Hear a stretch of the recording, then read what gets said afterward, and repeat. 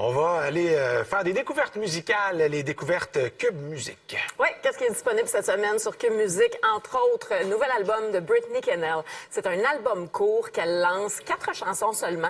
Elle revisite certains des succès qui se retrouvaient sur son premier album. Britney Kennel, c'est une Montréalaise. C'est une fille qui vient de Beaconsfield et il y a 6 ans, elle a fait beaucoup parler parce qu'elle s'est retrouvée à l'émission The Voice, comme La Voix, mais aux États-Unis. Et elle était dans l'équipe de Blake Shelton, superstar du country, Monsieur Gwen Stefani, on peut le dire, ils sont mariés.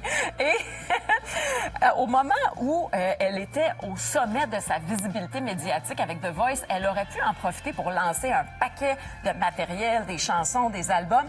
Elle ne l'a pas fait. Elle a préféré attendre et c'est seulement 5 ans après The Voice qu'elle a lancé son premier album. Ça a été lancé l'automne passé. C'est un peu le même principe que Charlotte Cardin, je te dirais, là, de choisir volontairement de ne pas battre le fer pendant qu'il est chaud pour se concentrer vraiment à ce qu'on veut faire réellement. Alors, Britney Kennel, elle s'est fait découvrir un peu partout au Québec en faisant les premières parties de Matt Lang, entre autres.